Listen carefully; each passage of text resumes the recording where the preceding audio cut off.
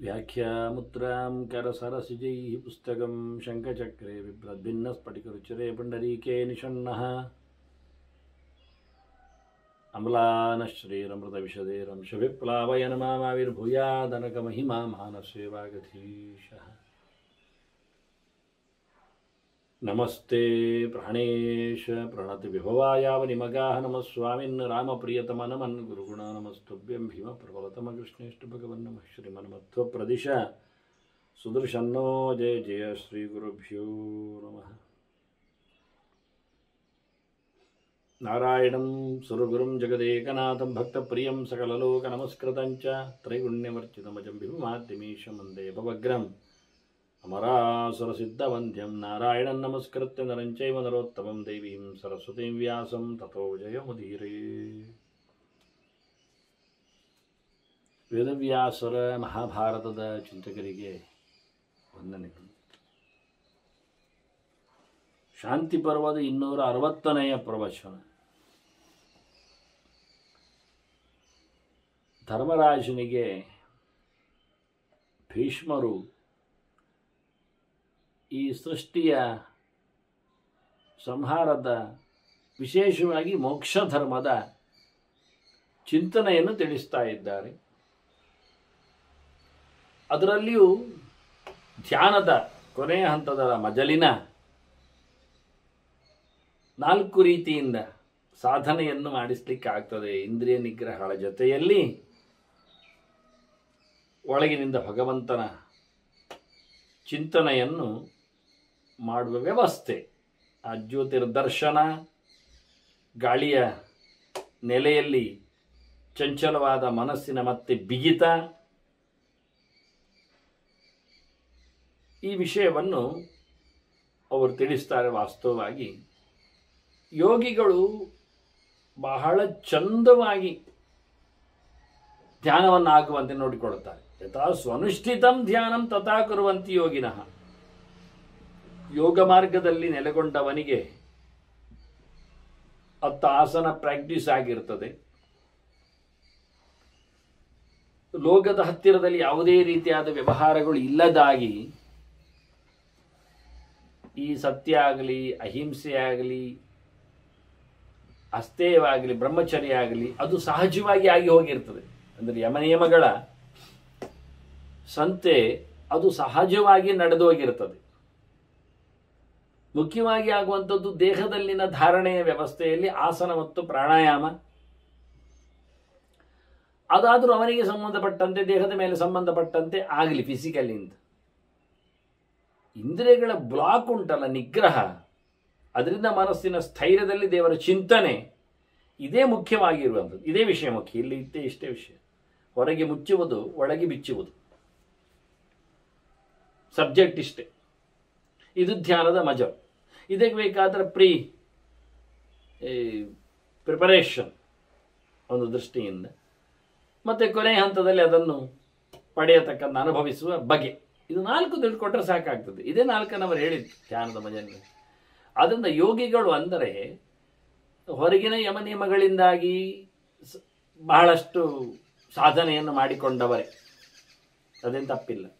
ಆಸನ ಪ್ರಾಣಾಯಾಮಿಗಳಲ್ಲಿಯೂ ಅವರು ಬಿಗಿತವನ್ನು ಸಾಧಿಸಿದವರು. ಇದು ಯೋಗಿಗಳೊಂದು. ಇನ್ನೂ ಉಳಿದದ್ದೇ ಮುಖ್ಯ. ಇಂದ್ರಿಯಗಳ ಬಾಗಿಲು ಹಾಕುವುದು, ಮನಸ್ಸನ್ನು ಕೇಂದ್ರೀಕರಿಸುವ ವಿಚಾರ. ಅದನ್ನು ಇದು ಚೆನ್ನಾಗಿ ಆದರೆ ಅವನು ಪಕ್ಕ ಯೋಗಿ ಅಂತ ಅರ್ಥ. ಇದು ಧ್ಯಾನದ ಮಜ. ಇದಕ್ಕೆ ಮಹರ್ಷಯ ಜ್ಞಾನತೃಪ್ತಾ ನಿರ್ವಾಣ ಗತಮಾನಸಾ. ಇವರು ಯಾರಿದ್ದಾರೆ ಕೇಳಿದರೆ ಋಷಿಗಳು. ಋಷಿಗಳು ಅಂದರೆ ನಾವು ತಿಳ್ಕೊಂಡಿದ್ದೇವೆ, ಹಿಂದೆ ಹೇಳುವಾಗಲೇ ಆರಂಭ ಮಾಡಿದ್ದೆವು, ಜ್ಞಾನಿಗಳು, ತಿಳಿದವರು ಅಂತ. ಹೇಗೆ ತಿಳ್ಕೊಂಡವರು ಕೇಳಿದರೆ ವೇದದ ಮಾಧ್ಯಮದಲ್ಲಿ. ಸಬ್ಜೆಕ್ಟ್ ಬೇಕು, ಸೋಲುವುದಿಲ್ಲಿಯೇ. ಸಬ್ಜೆಕ್ಟ್ ಗೊತ್ತಿದ್ರೆ ಆಯಿತು, ಹೇಗೂ ಬರ್ತದೆ, ಹಾಗೆ ಹೇಗೋ ಬರುವ ಜ್ಞಾನವನ್ನು ಜ್ಞಾನ ಹೇಳುವುದಿಲ್ಲ. ನಾವೇದವಿನ ಮನುತೇದಂ ಬೃಹಂತಂ ಅಂತ ಹೇಳಿಕೊಂಡು ಔಪನಿಷದ ಪುರುಷ ಅಂತ ಹೇಳುತ್ತಾ ಭಗವಂತನನ್ನು ವೇದದಲ್ಲಿಯೇ ನಾವು ಪಡಿಬೇಕು. ನೇಂದ್ರಿಯಾಣಿ ನಾನಮಾನ ವೇದಾಹ್ಯೇವೈನಂ ವೇದೇ ಅಂತ. ಆದರೆ ವೇದಗಳನ್ನು ಸ್ವಲ್ಪ ನಾವು ವಿಸ್ತಾರ ಮಾಡಿದ್ದೇವೆ. ಮಹಾಭಾರತಕ್ಕೂ ಮೂಲ ರಾಮಾಯಣಕ್ಕೂ ಪಂಚರಾತ್ರಕ್ಕೂ ಪುರಾಣಗಳಿಗೂ ವೇದವನ್ನು ನಾವು ಹೇಳಿದ್ದೇವೆ. ಆದ್ದರಿಂದ ಅವುಗಳಲ್ಲಿ ಪ್ರಮೇಯಗಳನ್ನು ಹಿಡಿಲಿಕ್ಕೆ ಆಗ್ತದೆ, ಅವುಗಳನ್ನು ಅಧ್ಯಯನ ಮಾಡಬೇಕಾಗ್ತದೆ. ಅಯ್ಯೋ, ಸ್ತ್ರೀಯರಿಗೆಲ್ಲ ಹೇಳಲೇ ಇಲ್ಲಲ್ಲ ಹೇಳಿದರೆ ಏನು ಹೇಳಲಿಲ್ಲ? ಸ್ತ್ರೀಯರಿಗೆ ಅದನ್ನು ಹೇಳಬೇಡಿ ಎಂದು ಯಾರು ಹೇಳಲಿಲ್ಲ. ಅವರಿಗಾಗಿ 5ನೇ ವೇದಗಳ ಬಗ್ಗೆ, ಮಹಾಭಾರತಾದಿಗಳ ಬಗ್ಗೆ ರಚನೆಯಾದದ್ದು ಅಂತ ವೇದವ್ಯಾಸರು ಹೇಳಿಕೊಂಡ ಬಳಿಕವೂ ನಾವು ಅವರಿಗೆ ಅದು ಕೊಡುವುದಿಲ್ಲ ಅಂತ ಹೇಳುವುದೇನು ಬಂತು? ಎಲ್ಲ ಪರಂಪರೆ ಇಲ್ಲ, ಪರಂಪರೆ ಶುರು ಮಾಡೋದು, ಮತ್ತೇನು ಮಾಡೋದು? ಮೈದ ತಿನ್ನುವ ಪರಂಪರೆ ಇತ್ತ? ಇಲ್ಲ ಅಲ್ಲ, ಶುರು ಮಾಡಲಿಲ್ಲ ನಾವು. ಹಾಗೆ ಶುರು ಮಾಡಲಿಕ್ಕೆ ಐಸ್ ಕ್ರೀಮ್ ತಿನ್ನುವ ಒಂದು ಪರಂಪರೆ ಅಂತ ಇತ್ತ, ತಿನ್ನುವುದಿಲ್ವ ಈಗ? ಅದರಂತೆ ಪರಂಪರೆಯನ್ನು ಶುರು ಮಾಡಿದ್ದು ದುಷ್ಟವಾಗಲಿ ಒಳ್ಳೆಯದಾಗಲಿ ಪರಂಪರೆಯನ್ನು ಸತ್ಯವಾಗಿದ್ದರೆ ಶುರು ಮಾಡುವುದರಲ್ಲಿ ತಪ್ಪಿಲ್ಲ. ಹಾಗಾಗಿ ವೇದ ಮಾಧ್ಯಮದಲ್ಲಿ ಜ್ಞಾನವನ್ನು ಸಂಪಾದನೆ ಮಾಡಿಕೊಂಡು ಆ ಜ್ಞಾನದಲ್ಲಿಯೇ ಸಂತೋಷವನ್ನು ಪಡೆದವರು ಇಲ್ಲಿಂದ ಬಿಡುಗಡೆಯ ಮನಸ್ಸನ್ನು ಗಟ್ಟಿ ಮಾಡಿಕೊಂಡವರು. ನಿರ್ವಾಣ ಗತಮಾನಸ ಮೊದಲು ಬೇಕಾದದು, ಇದು ಬೇಕು ಅದು ಬೇಕು ಹೇಳಿಕೊಳ್ಳುವುದರಲ್ಲಿ ಔಚಿತ್ಯ ಇಲ್ಲ. ಆರೋಗ್ಯ ದೃಷ್ಟಿಯಿಂದ ನೀನು ಹೊರಗಿನ ಊಟಗಳನ್ನು, ಹೊರಗಿನ ಪದಾರ್ಥ ತಿನ್ನುವುದು ಒಳ್ಳೆಯದು, ತಿನ್ನುವುದು ಬಿಡುವುದು ಒಳ್ಳೆಯದು. ಮನೆಯಲ್ಲೇ ಮಾಡಿದ್ದನ್ನು ಆರೋಗ್ಯಕರವಾಗಿರುವಂತೆ ಸಸ್ಯ ಹಣ್ಣು ಸಂಪತ್ತುಗಳನ್ನು ಪಡೆಯುವುದು ಚಂದ ಹೇಳಿದರೆ ಅದಾಗಲಿ, ಮಾಡ್ತೇವೆ. ಹಣ್ಣಂಪಲೆ ಎಲ್ಲ ತಿಂತೇವೆ, ಸಸ್ಯ ಎಲ್ಲ ಉಂಟು, ಅದೊಂಚೂರು ಇರಲಿ ಅಂದರೆ ಅದೊಂಚೂರು ಇದ್ರೆ ಹಾಳು ಮಾಡ್ತದೆ. ಹೊರಗಿನದ್ದೊಂದು ಚೂರು ಸೇರಿದ್ರು ಒಳಗಿನದ್ದು ಪೂರ ಒಳ್ಳೆಯದನ್ನು ಕೆಟ್ಟದ್ದು ಮಾಡೋದ್ರಲ್ಲಿ ಅದಕ್ಕೇನು ಸಂಶಯ ಬರುವುದಿಲ್ಲ. ಆದ್ದರಿಂದ ನಿರ್ವಾಣಗತ ಮಾನಸ ಮೊದಲಿಗೆ ವೈರಾಗ್ಯಕ್ಕೆ ತಲೆಯನ್ನು ಕೊಡಬೇಕೆ. ಹೊರಡೋಗ್ತೇನೆ, ಬಿಟ್ಟು ಬಿಡುತ್ತೇನೆ, ದೇವರು ಬೇಕಾಗಿದೆ ಎನ್ನುವ ದೃಢ ನಿರ್ಧಾರ ಇದ್ದರೆ ಹೀಗೆಲ್ಲ ಸಾಧನೆ ಮಾಡಲಿಕ್ಕೆ ಆಗ್ತದೆ. ಇಲ್ಲಾದ್ರೆ ಇದು ನಾಟಕದ ಕತೆ ಅಲ್ಲ, ಇದು ಆಟಕ್ಕೆ ಇರುವ ಯೋಗ ಅಲ್ಲ, ಇದು ನೋಡುವ ಮಾಡಿ ಅಂತ ಹೇಳಿಕೊಂಡು ಆಗುವಂಥ ಕತೆ ಅಲ್ಲ ಇದು ವಾಸ್ತವವಾಗಿ. ಮತ್ತೆ ಇಲ್ಲಿ ಕೂತವನು ಮತ್ತೆ ಹಿಂದೆ ಬರುವುದಿಲ್ಲ. ನಾವರ್ತಂತೆ ಪುನಃಪಾರ್ಥ ಮುಕ್ತ ಸಂಸಾರ ದೋಷತಃ. ಸಂಸಾರದಲ್ಲಿ ಏನಿದೆ, ರೋಗ ಆಗಲಿ ಶೋಕ ಆಗಲಿ ಅಥವಾ ಪುನಃ ಜನನ ಅಥವಾ ಸಾವು ಇವಾಗಲಿ, ಯಾವುದೇ ಸಂಸಾರದ ದೋಷದಿಂದ ಆತ ಮತ್ತೆ ಬದ್ಧನಾಗುವುದಿಲ್ಲ, ಇಲ್ಲಿಂದ ತೆರಳ್ತಾನೆ. ಎಲ್ಲ ಸಾಂಸಾರಿಕವಾದ ಕೀಟಲೆಗಳಿಂದ ಕೋಟಲೆಗಳಿಂದ ಪರಿಮುಕ್ತನಾಗಿ ಮತ್ತೆ ಹಿಂದೆ ಬಾರದ ಸ್ಥಿತಿಯಂತೆ ಆತನ ಬದುಕು ಇರುತ್ತದೆ. ಜನ್ಮ ದೋಷ ಪರೀಕ್ಷೀಣಾ, ಮತ್ತೆ ಹುಟ್ಟಿ ಬರುವುದಿಲ್ಲ, ಸಾಯುವುದಿಲ್ಲ, ಇಲ್ಲಿ ದುಃಖವನ್ನು ಅನುಭವಿಸುವುದಿಲ್ಲ, ಯಾವುದೇ ರೀತಿಯಾಗಿರ್ತಕ್ಕ ಜಂಜಾಟಕ್ಕೆ ಅವಕಾಶ ಇಲ್ಲ. ಸ್ವಭಾವೇ ಪರಿುಪಸ್ಥಿತ. ತಾವು ತಾವಾಗಿರ್ತಾರೆ. ತಮ್ಮ ಭಾವ, ತಮ್ಮ ಧರ್ಮ, ತಮ್ಮ ರೂಪ, ತಮ್ಮ ನೆಲೆ, ಅವರವರ ಪ್ರತಿಯೊಬ್ಬರದ್ದು ಅವರದ್ದೇ ಆಗಿರ್ತಕ್ಕಂಥ ಪರಿಸ್ಥಿತಿ ಇದೆ. ಸ್ವಭಾವ ಅಂದರೆ ಸ್ವಭಾವಸ್ತು ಪ್ರವರ್ತತೆ ಅಂತ ಸಹಜವಾಗಿರತಕ್ಕಂಥ ಕಥೆಯಲ್ಲಿ ಇರ್ತಾನೆ. ಅವನು ದೇವರು ಆಗುವುದಿಲ್ಲ, ಅವನು ಇನ್ನೊಂದರಾಗೂ ಆಗುವುದಿಲ್ಲ, ಅವನು ಅವನ ಪಾಡಿಗೆ ಅವನಾಗೇ ಇರ್ತಾನೆ. ಅದಕ್ಕೆ ಅನುಗುಣವಾದ ವ್ಯವಸ್ಥೆಯನ್ನು ಭಗವಂತನೇ ಮಾಡಿಕೊಡುತ್ತಾನೆ. ಯಾರನ್ನೂ ನೋಡಿ ಏನೂ ಆಗುವುದಿಲ್ಲ. ಅವನೇ ತನ್ನ ಹೊರಗಿನ ಪ್ರಭಾವಗಳನ್ನು ಕಳಚಿಕೊಳ್ಳುತ್ತಾನೆ, ವಾತಾವರಣದ ಇನ್ಫ್ಲುಯೆನ್ಸ್ಗಳಿಂದ ದೂರ ಆಗ್ತಾನೆ. ತನ್ನದೇ ಬಂದಿರತಕ್ಕಂಥ ಬಳುವಳಿಗೇಣಿರ್ತಾವೆ ಕರ್ಮದ ಪ್ರಭಾವಗಳಿಂದ ಆತ ಪರಿಮುಕ್ತನನಿಸ್ತಾನೆ. ಈಗ ಕೇವಲ ಶುದ್ಧವಾದ ಜೀವನಾಗಿ ವಿಶೇಷವಾದ ಪರಮಾತ್ಮನ ಪ್ರೇರಣೆಯಿಂದ, ಅವನ ಅನುಗ್ರಹದಿಂದ, ಅವನ ಸಾಧನೆಯಿಂದ, ಸೇವೆ ಮುಂತಾದವುಗಳಿಂದ ಶುದ್ಧನಾಗಿ ಇರುತ್ತಾನೆ. ಹಾಗೆ ಇಲ್ಲಿ ಆಗುವ ಮುಂಚೆ ಅವನು ಬೇಕಾದಂಥ ಪರಿಸ್ಥಿತಿಯಲ್ಲಿ ಇದೇ ರೀತಿಯಾದಂಥ ಡಿಟ್ಯಾಚ್ಮೆಂಟನ್ನು, ನಿರ್ಲಿಪ್ತತೆಯನ್ನು ಆತ ಪಡಿಬೇಕಾಗ್ತದೆ. ಸುಖ ದುಃಖಗಳಿಗೆ, ಲಾಭಾಲಾಭಗಳಿಗೆ, ಜಯಾಪಜಯಗಳಿಗೆ, ಆಗು ಹೋಗುಗಳಿಗೆಲ್ಲ ತಲೆ ಓಡಿಸ್ಲಿಕ್ಕಿಲ್ಲ. ನಿರ್ದ್ವಂದ್ವಾಹ ನಿತ್ಯ ಸತ್ವಸ್ಥಾಹ. ಕೃಷ್ಣ ಮುಂದುವರಿದು ನಿರ್ಯೋಗಕ್ಷೇಮಾತ್ಮಾನ್ ಅಂತ ಏಕವಚನದಲ್ಲಿ ಬಂದಾಗ ಇಲ್ಲಿ ವಿಮುಕ್ತಿಂ ನಿತ್ಯಮಾಶ್ರಿತಾಹ ಅಂತಾರೆ. ದ್ವಂದ್ವವನ್ನು ಸಹಿಸಿಕೊಳ್ಳಬೇಕು. ಸುಖ ದುಃಖಗಳನ್ನು, ಶೀತೋಷ್ಣಗಳನ್ನು, ಲಾಭಾಲಾಭ ಜಯಾಜಯಗಳನ್ನೆಲ್ಲ ಇದ್ದ ಹಾಗೆ ಅದನ್ನು ಸಹಿಸಿಕೊಂಡವ, ಅದರಲ್ಲಿ ಏರುಪೇರಿಗೆ ಬದ್ಧನಾಗದವ, ದೂರ ಉಳಿದವ. ಇವೆಲ್ಲ ಏರುಪೇರುಗಳಿರುವಂಥದ್ದು ರಾಜಸ ತಾಮಸ ಭಾವಗಳಲ್ಲಿದ್ದಾಗ ಮಾತ್ರ. ಆದ್ರಿಂದ ಸತ್ವ ಪ್ರಚುರನಾಗಿ ಕೂತವನು, ಪ್ರತಿನಿತ್ಯವೂ ಎಲ್ಲ ಸಂಗತಿಗಳಿಂದಲೂ ದೂರ ಆಗಲಿಕ್ಕೆ ಇಷ್ಟಪಡುವವನು, ವಿಮುಕ್ತಿ ನಿತ್ಯವ ಆಶ್ರಿತಾಹ, ಯಥೋ ಯಥೋ ನಿವರ್ತೇತ ಅಂದಾಗೆ ಎಲ್ಲ ಕಡೆಯಿಂದಲೂ ಹೊರಗೆ ಬರುವಂತೆ ಇರಬೇಕು. ಅವನು ಎಲ್ಲದರಲ್ಲಿಯೂ ಭಗವಂತನನ್ನು ಮಾತ್ರ ತಿಳಿಯುವಂತೆ ಆಗಬೇಕು. ಹಚ್ಚಿಕೊಂಡರೆ ದೇವರು ಮಾತ್ರ, ಹಚ್ಚಿಕೊಂಡದ್ದು ದೇವರು ಮೆಚ್ಚಿಕೊಳ್ಳುವಂತಿದ್ದರೆ ಮಾತ್ರ. ಆ ರೀತಿಯಾಗಿ ಬದುಕಿದಾಗ ಅವನ ಎಲ್ಲ ಧ್ಯಾನದಲ್ಲಿ ಬರತಕ್ಕಂತಹ ಇತರ ಸಂಘಗಳು ಅಥವಾ ಕತ್ತರಿ ತುಂಡು ತುಂಡಾಗಿ ಖಂಡವಾಗಿ ಒಂದೊಮ್ಮೆ ಆಗತಕ್ಕಂಥ ವ್ಯವಸ್ಥೆಯಲ್ಲಿ ಅಖಂಡತೆ, ಅದರಲ್ಲಿ ಮನಸ್ಸಿಗೆ ಕಿರಿಕಿರಿ ಆಗುವ ನೆಲೆಯಲ್ಲಿ ಮನಸ್ಸಿಗೊಂದು ನೆಮ್ಮದಿ, ಶಾಂತಿ, ಅಸಂಗೀನಿ ಅವಿಭಾಗೀನಿ ಮನಃಶಾಂತಿಗಾಣಿಷ. ಧ್ಯಾನಗಳವಳಿಗೆ ಉಳಿದದ್ದರ ಸಂಗಾತಿಯನ್ನು, ಸಂಬಂಧವನ್ನು, ಆಸಕ್ತಿಯನ್ನು, ಆಸೆಯನ್ನು ಮೊಟಕುಗೊಳಿಸುವಂತೆ ಆಗಿವೆ. ಭಗವಂತನಲ್ಲಿಗೆ ಅದು ನಿರಂತರವಾದ ಸಂಪರ್ಕಕ್ಕೆ ಸಾಧನ ಆಗಿರಬೇಕು. ಮನಸ್ಸು ಆರಾಮವಾಗಿ ಆನಂದದಲ್ಲಿ ಓಲಾಡುವಂತೆ ಬರಬೇಕು. ತತ್ರ ಸ್ವಾಧ್ಯಾಯ ಸಂಶ್ಲಿಷ್ಟಂ ಏಕಾಗ್ರೇ ಧಾರಯೇನ್ ಮನಃ. ಅಧ್ಯಯನ ಮಾಡಿಕೊಂಡು ಬಂದ ಬಳಿಕ ಜ್ಞಾನದ ಮನನದಿಂದಾಗಿ ಆತ ಆತ್ಮಸಾತ್ ಮಾಡಿಕೊಳ್ಳಿಕ್ಕೆ ಧ್ಯಾನದೆಡೆಗೆ ಆತನ ಮನಸ್ಸನ್ನು ಹರಿಸಿಗೊಳಿಸಬೇಕು, ಕೇಳಿಕೊಳ್ಳಬೇಕು. ಆನಂತರ ಮನನ ಆಗಬೇಕು, ಜಿತ ಆಗಬೇಕು. ಅದನ್ನು ಧ್ಯಾನದ ನೆಲೆಯಲ್ಲಿ ಆತ್ಮಸಾತ್ ಮಾಡಿಕೊಳ್ಳಲಿಕ್ಕೆ ಉಂಟು. ಹೀಗೆ ಆಗ್ತಾ ತತ್ರದ ಧ್ಯಾನ ಸರೋಧಾತ್ ಆತ ಜ್ಞಾನೀ ಭವತ್ಯುತ. ಧ್ಯಾನವನ್ನು ಮಾಡುವ ಮೂಲಕ ಆತ ಸಂರೋಧನೆಯಿಂದ, ಯೋಗದಿಂದ ಭಗವಂತನ ಎಚ್ಚರವನ್ನು ಸಂಪಾದನೆ ಮಾಡುತ್ತಾನೆ. ಇನ್ನಷ್ಟು ಮುಂದಿನ ಜ್ಞಾನ ಬರ್ತದೆ. ಬಾಹ್ಯಜ್ಞಾನದಿಂದಾಗಿ ಅವನು ಒಳಜ್ಞಾನಕ್ಕೆ, ಅಂತರಜ್ಞಾನಕ್ಕೆ, ದೇವರ ವಿಷಯಕ್ಕೆ ತೆರಳುತ್ತಾನಾದಾಗ ಇನ್ನು ದೊಡ್ಡ ಮಜಲಿನಲ್ಲಿ ಪರೋಕ್ಷ ಜ್ಞಾನಕ್ಕಿಂತ ಅಪರೋಕ್ಷ ಜ್ಞಾನಕ್ಕೆ, ಪ್ರತ್ಯಕ್ಷವಾದಂಥ ಅರಿವಿಗೆ ಆತ ಬದ್ಧನಾಗ್ತಾನೆ. ತಜ್ಞಾತ್ವ ವಾಸ್ತವಂ ತೇಷಾಂ. ಈಗ ಹೇಗೆ ಮೋಕ್ಷ ಮಾರ್ಗದಲ್ಲಿ ಆತನಿಗೆ ಆಸಕ್ತಿ, ಒಲುಮೆ ತೆರೆದುಕೊಳ್ತದೆ ಕೇಳಿದರೆ, ಒಬ್ಬ ಅರ್ಥ ಮಾರ್ಗದ ಮೇಲೆ ಒಬ್ಬ ಡಿಪೆಂಡ್ ಆಗಿದ್ದಾನೆ ಅಂದರೆ, ದುಡ್ಡಿನಲ್ಲಿ ಆತ ಒಬ್ಬ ವ್ಯವಹಾರದಲ್ಲಿಯೋ ವ್ಯಾಪಾರದಲ್ಲಿ ತೆರಗಿದ್ದಾನೆ ಅಂದರೆ ಅವನು ಹೇಗಿರ್ತದೆ? ಚತುರ್ವಿಧೇಶುಭಾವೇಶಿಯ ಅರ್ಥಸಕ್ತ ಸದೈವಹಿ. ಅವನು ನಿರಂತರವಾಗಿ ದುಡ್ಡಿನದ್ದೇ ಯೋಚನೆಯಲ್ಲಿ ಇರ್ತಾನೆ. ಫೈನಾನ್ಸ್ ಹೇಗಾಗ್ತಾ ಇದೆ, ಶೇರ್ ಮಾರ್ಕೆಟ್ ಎಲ್ಲಿ ನಿಂತಿದೆ, ಇಕನಾಮಿ ಸ್ಟೇಜ್ ಎಂಥದು, ಇದನ್ನೇ ಗುರುತಿಸ್ತಾ ಗಮನಿಸ್ತಾ ಇರ್ತಾನೆ. ಕರೆನ್ಸಿಗಳ ಬಗ್ಗೆ, ಇವುಗಳ ವ್ಯವಹಾರಗಳಲ್ಲೇ ನಿಲ್ತಾನೆ. ಎಲ್ಲವನ್ನು ಕೂಲಂಕುಷವಾಗಿ ಸ್ಟಡಿ ಮಾಡುತ್ತಾನೆ. ಅದರ ಬೆನ್ನೆಯಿಂದ ಹೋಗಿ ಅದನ್ನು ತಾನು ಗಟ್ಟಿ ಮಾಡಿಕೊಳ್ತಾನೆ, ಆತ್ಮಸಾಧಿ ಮಾಡಿಕೊಳ್ತಾನೆ, ಗೆಲ್ಲುತ್ತಾನೆ. ತಜ್ಞಾತ್ವ ವಾಸ್ತವಂ ತೇಷಾಂ ಅರ್ಥೇಶು ಪರಿವರ್ತತೆ.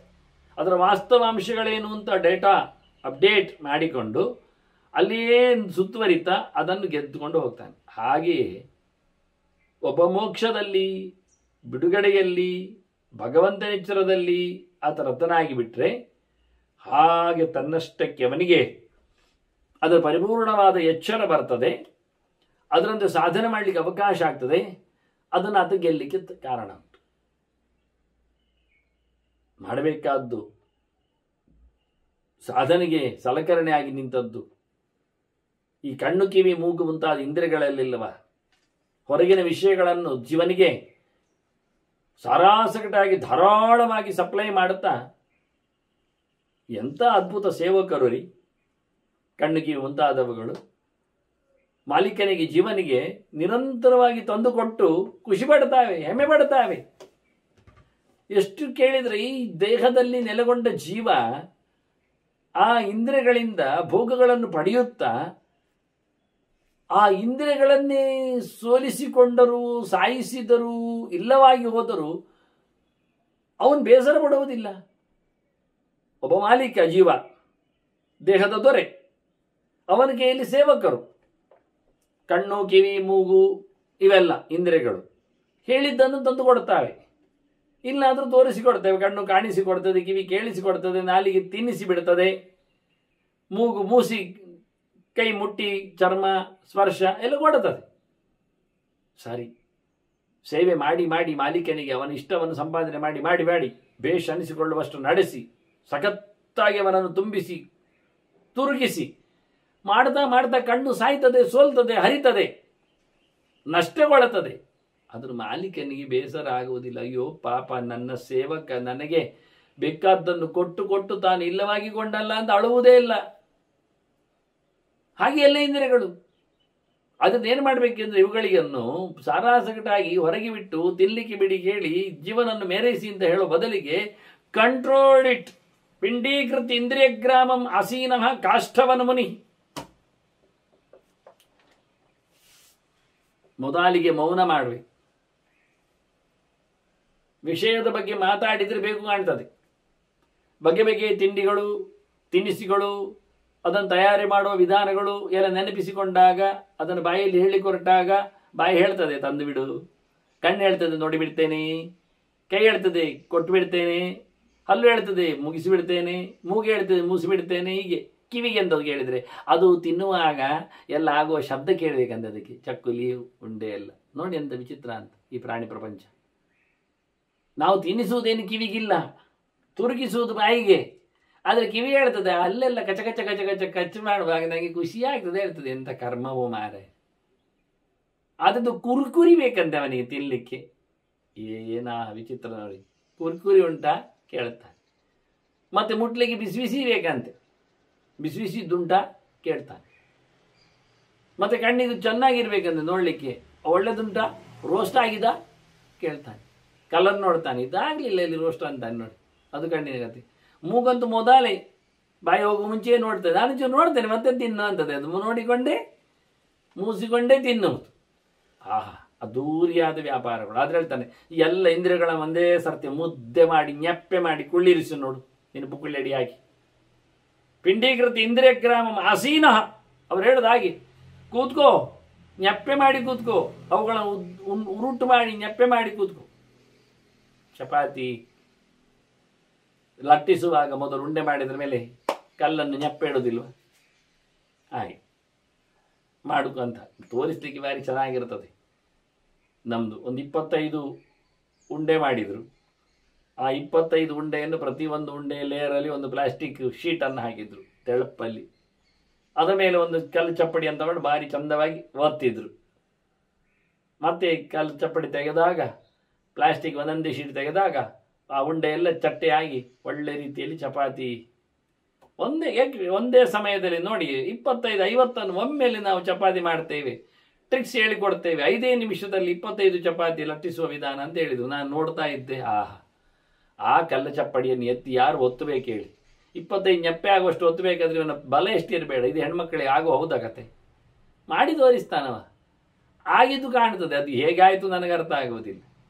ನಾವಂತೂ 2 ಕಬ್ಬಿಣದ ಬಹಳ ಗಟ್ಟಿಮುಟ್ಟಾದ ಒಂದು ಉಂಡೆಯನ್ನು ñೆಪ್ಪೆ ಮಾಡುವ ಮೆಷಿನ್ ಅಂತಂದಿದ್ದೆವು, ಕೈಯಲ್ಲಿ ಈಗ ಒತ್ತಲಿಕ್ಕೆ. ಆದರೆ ಅದು ಒತ್ತಿದ್ದು ನೋಡಿದರೆ ಅದು ಎಷ್ಟು ಚೆಂಡಿನಷ್ಟು ಉರುಟಾಗಿರಲಿಲ್ಲ ಪುಣ್ಯಕ್ಕೆ.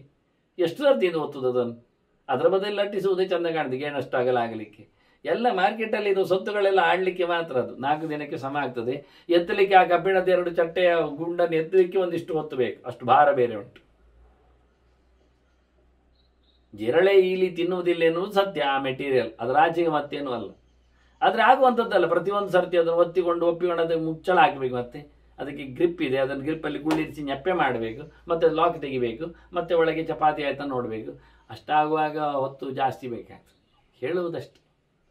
ಅದಕ್ಕೆ ಹೇಳಿದ್ರೆ ಇದೆಲ್ಲ ಬಿಡುಮಾರಾಯ, ಹೊಟ್ಟೆ ಮಾಡಿ ಮುದ್ದೆ ಮಾಡಿ ಎಲ್ಲ ಇಂದ್ರಿಯಗಳನ್ನು ಹಾಕೊಂಡು ಕೂತ್ಕೋ. ಅಲ್ಲ, ನಾನು ಕಟ್ಟಿಗೆಯ ಹೌದಂತಾರೆ ಇವನು. ಕಾಷ್ಟವತ್ ಭೀಷ್ಮರು ಹೇಳ್ತಾರೆ, ಕಟ್ಟಿಗೆಯಾಗಿರ್ಬೇಕು, ನೆಟ್ಟಗೆ, ಮೌನ, ಸದ್ದು ಇಲ್ಲ, ಅಲುಗಾಟ ಇಲ್ಲ, ಪ್ರತಿಸ್ಪಂದ ಇಲ್ಲ, ಸಂವಹನ ಇಲ್ಲ, ರಿಯಾಕ್ಷನ್ ಇಲ್ಲ, ನೋ ಮೂಮೆಂಟ್ಸ್. ಇದು ಮೊದಲ ಹಂತ. ದೇಹವನ್ನು ನೆಟ್ಟಗೆ, ಸೌಂಡ್ ಇಲ್ಲದೆ, ಸಂವಹನ ಇಲ್ಲದೆ, ಪ್ರತಿಸ್ಪಂದ ಇಲ್ಲದೆ, ಚಲನೆ ಇಲ್ಲದೆ ಕಟ್ಟಿಗೆ ತುಂಡಿನಾಗಿ ಮಾಡಲಿಕ್ಕೆ ಬರ್ತದ ನೋಡು, ಆಯ್ತಾ ವಿನ್. ಇದು ಹಂತ, ಆರಂಭದ ಹಂತ. ಪಂಚವರ್ಗಂ ಪ್ರಮಾಥೀನಿ ನಿಚ್ಚೇತ್ ಚೈತಾನಿ ವೀರ್ಯವಾನ್. ಕಣ್ಣು ಹೋಗ್ತದೆ, ಹೋಗದಂತೆ ನಿಲ್ಲಿಸು. ಕಿವಿ ಕೇಳ್ತದೆ, ಕೇಳದಂತೆ ಮಾಡು. ಬಾಯಿ ಹೇಳ್ತದೆ, ತಿಂತದೆ, ಸ್ಟಾಪ್. ಮೂಗಿಗೆ ಇಲ್ಲ, ಚರ್ಮಕ್ಕೆ ಇಲ್ಲ, ಹಾಗಾಗಿ ಶಬ್ದ ಸ್ಪರ್ಶ ರೂಪರಸ ಗಂಧಗಳನ್ನು ಹಾಗೆ ಇಲ್ಲದಂತೆ ಮಾಡು, ಹತ್ತಿರ ಬಾರದಂತೆ ಮಾಡು, ಅನುಭವಿಸದಂತೆ ಮಾಡು. ಇವೆಲ್ಲ ಈ ಮನಸ್ಸಿಗೆ ಇದು ಸೇರಿಬಿಟ್ಟಿದೆ ವಾಸ್ತವವಾಗಿ. ಹಾಗಾಗಿ ಪಂಚವರ್ಗಗಳೇ ಇವನನ್ನು ಕಲಡಿಸುವುದು, ಎಳೆಯುವುದು. ಆದರೆ ಇದನ್ನೆಲ್ಲ ಇಷ್ಟಪಡಬೇಡ. ಅವನ್ನೆಲ್ಲ ಗಟ್ಟಿ ಮಾಡಿಕೊಂಡು ಮನಸ್ಸಿನಲ್ಲಿ ಅವುಗಳನ್ನು, ಮನಸ್ಸಿದ್ದರೇನೇ ಕಾಣುವುದು, ಕೇಳುವುದು, ಹೋಗುವುದು, ನೋಡುವುದು, ಮೂಸುವುದು ಎಲ್ಲ. ಅದನ್ನು ಮನಸ್ಸಿನಲ್ಲಿಂದ ಎಳ್ಕೊಂಡು ಬಿಟ್ರೆ ಸಮಾದಧ್ಯಾತ್ ಮನಃ ಭ್ರಾಂತಂ ಇಂದ್ರಿಯೈಹಿ ಸಹ ಪಂಚವಿಹಿ. 5 ಇಂದ್ರಿಯಗಳ ಜೊತೆಯಲ್ಲಿ ಹುಚ್ಚಾಪಟ್ಟೆ ಓಡುತ್ತಿದ್ದ ಮನಸ್ಸನ್ನು ಎಳೆದು ತಂದು ದೇವರಲ್ಲಿ ಹಾಕಿಬಿಡು. ಸಮಾದಧ್ಯಾತ್. ಸಂಬಂಧ ಪರಮಾತ್ಮ. ಅಕೇ ಪ್ರವಿಸಂಭೂಮ ಸುಖಃ ವಿಷ್ಣುಮಾಚುಕ. ಸಂಪೂರ್ಣನಾದ ಭಗವಂತನಲ್ಲಿ ಅದನ್ನು ಎಳೆದು ಹಾಕಿಬಿಡು. ಸಮಾನೇಯ ಅಂತ ಆಚಾರ್ಯರೇ ಒಂದು ಬಹಳ ಚಂದವಾದ ಒಂದು ಶ್ಲೋಕವನ್ನು ಉಲ್ಲೇಖ ಮಾಡ್ತಾರೆ. ಅದು ಮ್ಯಾನುಸ್ಕ್ರಿಪ್ಟ್ಗಳಲ್ಲಿ ಮಾತ್ರ ಇರುವಂಥದ್ದು. ಚಂಚಲೋಯಂ ಮಹಾಮೀನಃ ಅಂತ ಹೇಳಿಕೊಂಡು, ಸುಯತ್ನ ಬಳಿಷಾಹೃತಃ ಅಂತ ಬಹಳ ಪ್ರಯತ್ನ ಪಟ್ಟು ಕೊಕ್ಕೆ ಹಾಕಿ ಮೀನನ್ನು ಎಳೆದು ಹಾಕಬೇಕಂತ. ಯಾವುದು? ಮನಸ್ಸಿ ಮೀನು ಅಂತ. ಮೀನು ಗಾಳದಲ್ಲಿ ತೆಗಿಬೇಕು. ಮನಸ್ಸು ಎನ್ನುವ ಮೀನನ್ನು ಗಾಳದಲ್ಲಿ ಹಿಡಿದು ಹಾಕಿ ಎಲ್ಲಿ ಹಾಕಬೇಕು ಹೇಳಿದರೆ ದೇವರ ಪಾದ ಎನ್ನುವುದಲ್ಲಿಗೆ ಹಾಕುವಂತ. ಎಲ್ಲಿ ಸ್ಥಳ ಕೇಳಿದಿರುತ್ತೆ, ಎಲ್ಲಿದೆ ಎಳೆದು ಹಾಕಬೇಕು ಮನಸ್ಸನ್ನು. ಅತ್ಯಂತ ಚಂಚಲವಾದ ಮನಸ್ಸನ್ನು 5 ಇಂದ್ರಿಯಗಳ ಜೊತೆಯಲ್ಲಿ ಸೇರಿಸಿಕೊಂಡು ಚೆನ್ನಾಗಿ ಭಗವಂತನಲ್ಲಿಗೆ ಎಳೆದು ಹಾಕಿ ಬಿಡುವಂತಾರೆ. ಮನಸ್ಸು ಸುಲಭ ಇಲ್ಲ, ಎಲ್ಲೆಲ್ಲಿ ಎರ್ರೇ ಬಿರ್ರಿ ಓಡ್ತದೆ. ಅದು ವಿಸಂಚಾರಿ ನಿರಾಲಂಬಂ ಪಂಚದ್ವಾರಂಚಲೋಚನಂ. ಇದು 5 ಇಂದ್ರಿಯಗಳ ಜೊತೆಯಲ್ಲಿ ಮಾತಾಡ್ತದೆ. ಇದಕ್ಕೆ 5 ತೂತು, 5 ಕಣ್ಣು, 5 ಜ್ಞಾನ, 5 ಎಚ್ಚರ ನೋಡಿ. ಆದ್ದರಿಂದ ಈ ಇಂದ್ರಿಯಗಳ ಮೂಲಕ ಮಾತಾಡುವಂಥದ್ದು, ಗಮನಿಸುವಂಥದ್ದು, ಖುಷಿಪಡುವಂಥದ್ದು, ಹಾರುವಂಥದ್ದು ಎಲ್ಲ ಮನಸ್ಸು.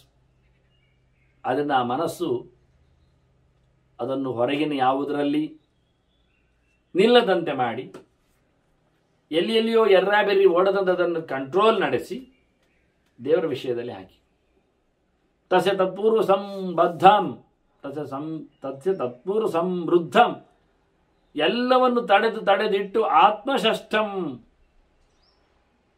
ಮನೋಂತರ. ಮನಸ್ಸು ಜೀವನನ್ನು ತಗೊಂಡು ಬರಬೇಕು. ಜೀವನಿಷ್ಠವಾದ ಮನಸ್ಸಿನ ಕಥೆ ಅದು. ಎಲ್ಲ ಒಟ್ಟಾಗಿದೆ ಈಗ. ಜೀವನ ಮನಸ್ಸು 5 ಇಂದ್ರಿಯಗಳನ್ನು ಅಮುಕಿಕೊಂಡು ಹಿಡಿದುಕೊಂಡು ಹೊರಗೆ ಹೋಗದಂತೆ ದೇವರೆಡೆಗೆ ಸಾಗಿದೆ. ಅದು ಭಗವಂತನಲ್ಲಿ ನೆಲೆಗೊಂಡಿದೆ ಅಂದಾಗ ಸ್ಫುರಿಷ್ಯತಿ. ಆ ಲೆಕ್ಕದಲ್ಲಿ ಬಂದಾಗ ಒಳಗಿಂದ ಒಂದು ವಿಚಿತ್ರವಾದಂತಹ ಸ್ಫುರಣೆ. ಸಮುದ್ಭ್ರಾಂತಂ ವಿದ್ಯುತ್ ಅಂಬುಧರೇಯತ. ಮೋಡದಲ್ಲಿ, ಮೇಘದಲ್ಲಿ ಮಿಂಚು ಕಂಡಂತೆ ಒಳಗೆ ಆ ಮಿಂಚು ವಿಚಿತ್ರ ಸಂಚಾರ ಮಾಡುವಂಥದ್ದು, ಪಳಕ್ಕನೆ ಗೋಚರಿಸಿ ಮತ್ತೆ ಕಾಣದಾಗುವಂಥದ್ದು. ಅದರಂತೆ ಒಳಗೆ ಮಿಂಚಿನ ಸಂಚಾರ ಆಗಬೇಕು. ಇದು 2ನೇ ಹಂತದಲ್ಲಿ ಒಡೆಯಿರೋ ರೀತಿ. ಹೊರಗಿಂದ ಎಲ್ಲ ಬಾಗಿಲು ಹಾಕಿದ ನಂತರ ಒಳಗಿಂದ ಮನಸ್ಸು ಇಂದ್ರಿಯಗಳ ಜೊತೆಯಲ್ಲಿ ದೇವರ ಭಗವಂತನ ಚಿಂತನೆಯಲ್ಲಿ ರತನಾಗಿ ಬಿಟ್ಟರೆ ಒಳಗಿಂದ ಒಂದು ರೀತಿಯ ಬೆಳಕು ಸಂಚಾರ ಮೋಡದ ಮರೆಯಲ್ಲಿ ಕಂಡಂತೆ ಕತ್ತಲ ಕೊಪ್ಪೆಯಲ್ಲಿ ಕಾಣಬೇಕು.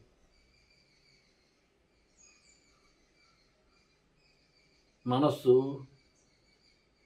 ಕಮಲದೆಲೆಯ ಮೇಲೆ ಬಿದ್ದ ನೀರಿನ ಬಿಂದುವಿನಂತೆ ಲೋಲಾಯಮಾನ ಆಗಿರುತ್ತದೆ. ಅತ್ತ ಇತ್ತ ಹೋಗ್ತಾ ಇರ್ತದೆ, ಎಲ್ಲೆಂದರೆ ತಿರುಗ್ತಾ ಇರ್ತದೆ. ಆದರೆ ಯಾವುದನ್ನು ಅಂಟಿಕೊಳ್ಳುವುದಿಲ್ಲ, ಹಚ್ಚಿಕೊಳ್ಳುವುದಿಲ್ಲ. ಕಮಲದೆಲೆಯ ಮೇಲೆ ಬಿಂದು ನೀರು ಅಲುಗಾಡ್ತದೆ, ನಲುಗುತ್ತದೆ, ಕಾಣುತ್ತದೆ, ಆಚೀಚೆ ಹೋಗುವಂಥದ್ದು. ಜಲಬಿಂದುರ್ ಯಥಾ ಲೋಲಃ ಪರ್ಣಸ್ಥಃ ಸರ್ವತಶ್ಚಲಃ. ಆದರೂ ಅದರ ಆಚೆಗೆ ಲೇಪ ಇಲ್ಲದೆ ಇರುವ ಹಾಗೆ ಮನಸ್ಸು ಯೋಗಿದ್ದು ಒಳಗಿಂದ ಒಳಗೆ ಭಯಂಕರ ನೀರಿನಾಗಿ ಸಂಚಾರ ಮಾಡ್ತಾನೆ ನೋಡಿ. ಹಾಗೆ ಬೆಂಕಿಯಾಗಿ ಸ್ಫುರಣ ಆಗಿದೆ, ನೀರಿನಾಗಿ ಚಂಚಲವಾಗಿ ಕೂತಿದೆ. ಆದರೆ ಅದನ್ನು ಬಹಳ ಗಟ್ಟಿಯಾಗಿ ವಿಮರ್ಶದ ಚಿತ್ತಂ ಭ್ರಮತಿ ಧ್ಯಾನಮಾತ್ಮನಿ. ಭಗವಂತನ ಎಚ್ಚರದಲ್ಲಿ ಆತ ನೆಲೆಗೊಂಡಾಗ ಒಮ್ಮೊಮ್ಮೆ ಕಳೆದು ಹೋಗ್ತದೆ, ಮರೆತು ಹೋಗ್ತದೆ, ಓಡಾಡ್ತದೆ, ಅದರಲ್ಲೇ ಇರ್ತದೆ, ಮತ್ತೆ ಹೇಳತಂದಾಗ್ಲಿಕ್ಕೆ ಉಂಟು. ಪುನರ್ ವಾಯುವತಂ ಪ್ರಾಪ್ತಂ ಮನೋಭವತಿ ವಾಯುವತ್. ಗಾಳಿಯಾಗಿ ಗಾಳಿಯ ದಾರಿಯಲ್ಲಿ ಅದು ಓಡಿ ಬಿಡ್ತದೆ, ಮತ್ತೆ ಗಾಳಿಯಾಗಿ ಅದನ್ನು ಎಳೆದಾಕಿ ಮತ್ತೆ ತಂದಿಡಲಿ. ಮನಸ್ಸು ಗಾಳಿಯಂತೆ ಆಗ್ತದೆ, ನೀರಿನಂತೆ ನಿರ್ಲಿಪ್ತ ಆಗಲಿಕ್ಕೆ ಬಯಸ್ತದೆ, ಮಾಡಬೇಕು. ಬೆಂಕಿಯಂತೆ ವಿದ್ಯುತ್ತಿನಂತೆ ವಿಚಿತ್ರವಾದ ಸ್ಪರ್ಶವನ್ನು, ಬೆಳಕಿನ ವ್ಯವಸ್ಥೆಯನ್ನು ಸಹ ಅನುಭವಿಸಿಕೊಳ್ಳುತ್ತದೆ. ಮತ್ತೆ ಈ ಚಂಚಲ ಆಗುವ ರೀತಿಯಲ್ಲಿ ನೋಡಿದಾಗ, ಅತ್ತಲ್ಲ ಇತ್ತಲ್ಲ ಎಳೆದಾಕುವ ಮತ್ತೆ ಕುಳ್ಳಿಸುವ ಎಲ್ಲ ಕಥೆ ನೋಡಿದಾಗ, ನೋಡಿ ಇವನಿಗೆ ಉಪಬರ್ಹಣನಿಗೆ, ಗಂಧರ್ವನಿಗೆ ಶಾಪಗ್ರಸ್ತನಾಗಿ ಆತ ಬ್ರಾಹ್ಮಣನಿಂದ ಶೂದ್ರ ಯೋನಿಯಲ್ಲಿ ಹುಟ್ಟಿ ಬಂದಾಗ ಅವರು ಹೇಳಿಕೊಟ್ಟದ್ದನ್ನು ಕೇಳಿ ಒಂದು ಕಡೆಯಲ್ಲಿ ನೋಡಿದಾಗ ಅವನಿಗೆ ಕಾಣದಂತಾಯಿತು. ಮತ್ತೆ ಕೊನೆಗೆ ಅದರ ಮೇಲೆ ಅವನಿಗೆ ವೈರಾಗ್ಯ ಬರಲಿಲ್ಲ. ಈ ಜನ್ಮದಲ್ಲಿ ನಿನಗೆ ಕಾಣಲಿಕ್ಕಿಲ್ಲ, ಮತ್ತೆ ಬರ್ತೇನೆ ಅಂತ ಹೇಳಿದ ತಕ್ಷಣ ಮುಂದುವರೆದ. ಮನುಷ್ಯನಿಗೆ ಯೋಗದ ಮಾರ್ಗದಲ್ಲಿ ಕೂತಾಗ, ಧ್ಯಾನಕ್ಕೆ ನೆಲೆಗೊಂಡಾಗ ಚಂಚಲವಾದ ಮನಸ್ಸನ್ನು ಕಂಡು ಅವನಿಗೆ ವೈರಾಗ್ಯ ಬರ್ತದೆ. ಯಾವುದರಲ್ಲಿ? ಮನಸ್ಸಿನ ಮೇಲೆ, ಧ್ಯಾನದಲ್ಲಿ, ದೇವರ ವಿಷಯದಲ್ಲಿ. ಬೇಡ ಅನಿಸ್ತದೆ, ಎಷ್ಟು ಸಮಯ ಇದು ಅಂತದೆ, ಆಯಾಸ ಆಗ್ತದೆ, ಬೇರೆ ಅವನಿಗೆ ನಿದ್ದೆ ಬರ್ತದೆ, ಉದಾಸೀನ ಕಾಣ್ತದೆ, ಎಲ್ಲ ಭರವಸೆ ತಪ್ಪಿ ಹೋಗ್ತದೆ. ಆದರೂ ಹೇಳುತ್ತಾರೆ ಇವರು, ಅನಿರ್ವೇದ ಗತಕ್ಲೇಶ ಗತತಂದ್ರಿಹಿ ಆತ್ಸರ. ಸೋಮಾರಿತನ ಆಗಿದ್ರು ಮಾಡಬೇಡ, ನಾಳೆಗೆ ಅಂತ ದುಡಬೇಡ. ಇದು ಆಗದೆ ಹೋಯ್ತು, ಅವರಿಗೆ ಆಗಿದೆ, ನನಗೆ ಆಗಲಿಕ್ಕೆ ಇಲ್ಲ, ನಾನಿಗೆಲ್ಲ ಅವರಿಗೆ ಮಾತ್ರ ಅಂತ ಹೇಳಿಕೊಂಡು ಯಾರ್ಯಾರೋ ವಿಷಯದಲ್ಲಿ ಮತ್ಸರ ಪಡಬೇಡ. ಸೋತಿದೆ, ಆಯಾಸ ಆಗಿದೆ, ಏನಿಲ್ಲ, ಅದಕ್ಕಾಗಿ ನೀನು ಅಳಬೇಡ, ಮತ್ತಷ್ಟು ಸೋಲ್ಬೇಡ, ವೈರಾಗ್ಯವನ್ನು ತಾಳಬೇಡ, ಪಡೆದಾಗಲಿಲ್ಲ ಪೂರ ಲಾಭ, ಬರಲಿಲ್ಲ ಇನ್ನು ಸಹ ಅಂತ. ಮತ್ತೆ ಸಮಾಧದ್ಯಾತ್ ಪುನಃ ಚೇತಃ. ಮನಸ್ಸನ್ನು ಎತ್ತಿದಂದು ಮತ್ತೊಮ್ಮೆ ಭಗವಂತನಲ್ಲಿ ಹಾಕಬೇಕು. ಯಾಕೆ? ಕುರ್ಯಾದೇವಾತ್ಮನಮಿತಂ. ನಿನ್ನ ಯೋಗ್ಯತೆಯಂತೆ ನಿನ್ನ ಇಷ್ಟವನ್ನು ನೀನು ಮಾಡಲೇಬೇಕಲ್ಲ. ಬೇರೊಬ್ಬರು ಮಾಡ್ತಾರ? ನಮಗೆ ಒಳ್ಳೆಯದನ್ನು ಮತ್ತೊಬ್ಬ ಮಾಡಲಿಕ್ಕೆ ಆಗ್ತದೆ. ನಮ್ಮ ಕಾಲು ನೋವಿಗೆ ಇನ್ನೊಬ್ಬರಿಗೆ ಎಣ್ಣೆ ತಿಕ್ಕಿ ಏನು ಪ್ರಯೋಜನ? ನೀವಾದ ತಿಕ್ಕಿ ಮಾರ್ಯಾರ ಒಳ್ಳೆ ಎಣ್ಣೆ, ಮತ್ತೆ ನೀವು ನಡೆಯುದು ಯಾವಾಗ? ನಮಗೆ ಕಾಲು ನೋವು ಉಂಟಾ, ನಾವು ಎಣ್ಣೆ ತಿಕ್ಕಬೇಕು. ನಮಗೆ ಆರೋಗ್ಯ ಕೆಟ್ಟಿದೆಯಾ, ನಾವು ಮಾತ್ರ ತಿನ್ನಬೇಕು, ಇನ್ನೊಬ್ರು ಮಾತ್ರ ತಿನ್ನೇನು ಮಾಡುವ? ಅದರಿಂದ ಹೇಳ್ತಾನೆ ಬಹಳ ಚಂದವಾಗಿ, ನನಗೋಸ್ಕರ ನಾನು ಒಳ್ಳೆಯದನ್ನು ಮಾಡಬೇಕು, ನನ್ನ ಮನಸ್ಸನ್ನು ನಾನು ದೇವರೆಡೆಗೆ ಸಾಗಿಸಬೇಕು. ಮನಸ್ಸಿನಿಂದ ಜೀವನ ಉದ್ಧಾರ, ದೇಹಗಟ್ಟದ್ದಕ್ಕೆ ಮನಸ್ಸಿನ ವ್ಯಾಪಾರ. ಆದ್ರಿಂದ ಒಳಗಿಂದ ಇಷ್ಟೆಲ್ಲ ಆದಾಗ ಪ್ರೋಸೆಸ್ಗಳಲ್ಲಿ ವಿಚಾರಶ್ಚ ವಿವೇಕಶ್ಚ ವಿತರ್ಕಶ್ಚ ಉಪಜಾಯತೆ. ಏನೇನೋ ಪ್ರಶ್ನೆಗಳು ಮೂಡ್ತಾವೆ, ಏನೋ ವಿಚಿತ್ರವಾದಂತಹ ಬುದ್ಧಿಯ ಜಾಗೃತಿ ಬರ್ತದೆ, ಏನೋ ಚಿಂತನೆಗಳ ಸಾಮ್ರಾಜ್ಯ ಹೊರಳುತ್ತದೆ. ಬರಲಿ ಬಂದ ತಕ್ಷಣ ನಿರ್ವೇದ ಮಾಡಬೇಡ. ತರ್ಕದಲ್ಲಿ ಮಾಡಿದಾಗ ಇದೆಲ್ಲ ಇಲ್ಲ ಅಂತ ಕಾಣ್ತದೆ, ಹೌದು ಅನಿಸ್ತದೆ, ಬೇಡ ಆಗ್ತದೆ, ಇಷ್ಟೇ ಇರಲಿ ಅನಿಸ್ತದೆ, ಎಲ್ಲ ಸರಿಯೇ ಅಂತ ಕ್ಷಣ ಬಿಟ್ಟು ಓಡಬೇಡ. ಅದು ಮಾಮೂಲಿ ನಿನ್ನನ್ನು ಮಾಡತಕ್ಕಂಥ, ಪೀಡಿಸತಕ್ಕಂಥ ವಿರಾದೆ ವ್ಯವಸ್ಥೆ ಅಂತ. ನೋಡು, ಒಳ್ಳೆ ದೃಷ್ಟಾಂತ ಕೊಡ್ತಾರೆ ಭೀಷ್ಮರು. ಪಾಂಸು ಭಸ್ಮ ಕರೀಷಾಣಂ ಯಥಾವೈ ರಾಶಯ ಚಿತಾ ಸಹಸಾ ವಾರಿಣಾ ಸಿಕ್ತಾ ನಯಾಂತಿ ಪರಿಭಾವನಂ. ಒಂದಿಷ್ಟು ಮರಳು, ಒಂದಿಷ್ಟು ಬೂದಿ, ಒಂದಿಷ್ಟು ಗೋಮಯ, ದನದ ಸೆಗಣಿ, ಹುಡಿ ಆಯ್ತು. ಇದೀಗ ನಮಗೆ ಗೊಬ್ಬರ ಮಾಡಲಿಕ್ಕೆ ಉಂಟು. ನೀವು ನೋಡಿರ್ಬೋದು ಗೊಬ್ಬರ ಮಾಡುವವರು ಹೇಗಿರ್ತಾರೆ ಅಂತ. ತೂಟಾನ್ ಅಂತ ಹೇಳ್ತಾರೆ, ಅದಕ್ಕೆ ಸುಡು ಮಣ್ಣು ಅಂತ ತಿಳಿಸ್ತಾರೆ. ಹೌದೇನು? ಸರಿಯಾ? ಸರಿ. ಇದು ಭಾರತದಲ್ಲಿ ಉಂಟು ನೋಡಿ.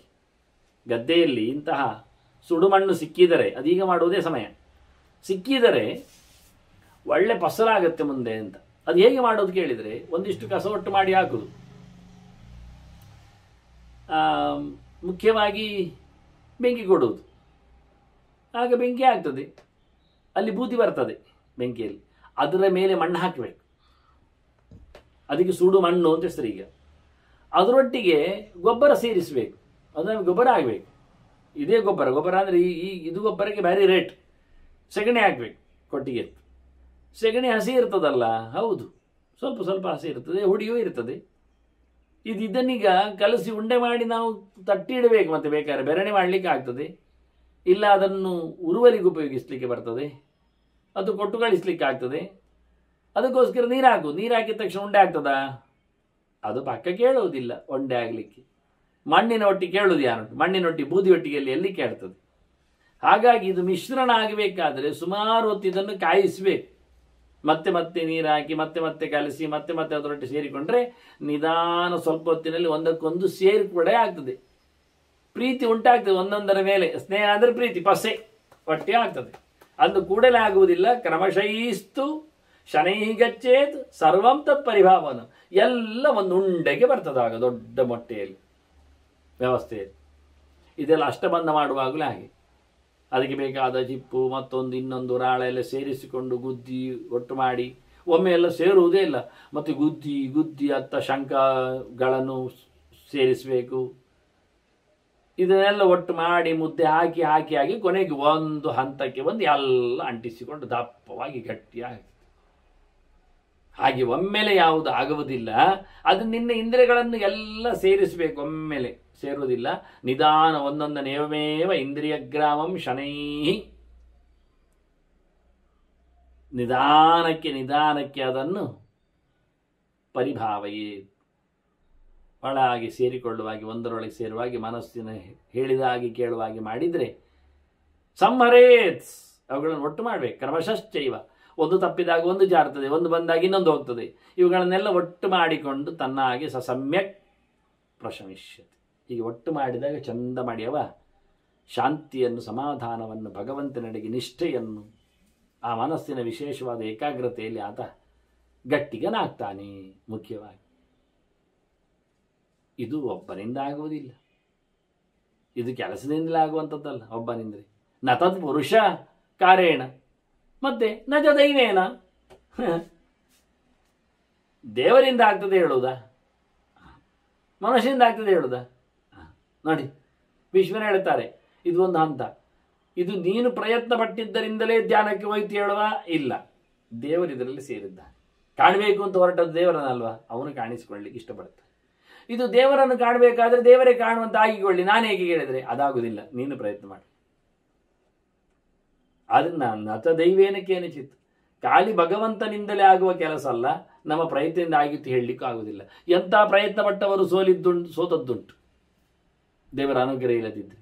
ಅದನ್ನು ಒಟ್ಟಿಗೆ ಆಗುವಂಥದ್ದು ಒಂದು ದೃಷ್ಟಿಯಿಂದ. ಸುಗಮೇಶದಿ ದತ್ತಸ್ಯ ನಭವಂತಿ ವಿಪತ್ತಯ, ಒಟ್ಟು ಸೇರಿಕೊಂಡಾಗ ಅವನಿಗೆ ತನ್ನ ಪ್ರಯತ್ನದಿಂದಾಗಿ ತೊಂದರೆಗಳು ದೂರ ಆಗ್ತದೆ, ಭಗವಂತನ ಅನುಕೂಲದಿಂದಾಗಿ ಗಮ್ಮತ್ತು ಪಡಿತಾನೆ. ಸುಖ ಆಗುವುದು ದೇವರಿಂದಾಗಿ, ದೇವರ ಅನುಗ್ರಹದಿಂದಾಗಿ, ಅದು ದೈವ ಲಕ್ಷಣ. ತೊಂದರೆಗಳೆಲ್ಲ ನಿವೃತ್ತಿ ಆದದ್ದು ಅದು ಇವನ ಪ್ರಯತ್ನ ಲಕ್ಷಣ. ಇದು ಪುರುಷಕಾರದಿಂದ. ನೀನು ಪ್ರಯತ್ನ ಪಟ್ಟದ್ದರಿಂದ ಹಾಳುಗಳು ಹೊರಗೋಯಿತು, ದೇವರ ಅನುಗ್ರಹದಿಂದ ದೇವರ ಅನುಗ್ರಹ, ದೇವರ ದರ್ಶನ ನಿನಗಾಗಲಿಕ್ಕೆ ಆಯಿತು. ಅದನ್ನ ಎರಡು ಮಜಲುಗಳಿಂದ ಅದರ ಸಾಧನೆಯನ್ನು ಹೇಳ್ತಾರೆ. ಮತ್ತೆ ಒಂದು ದೃಷ್ಟಿಯಿಂದ ಸುಖೇನ ತೇನ ಸಂಯುಕ್ತ ರಂಸ್ಯತೆ,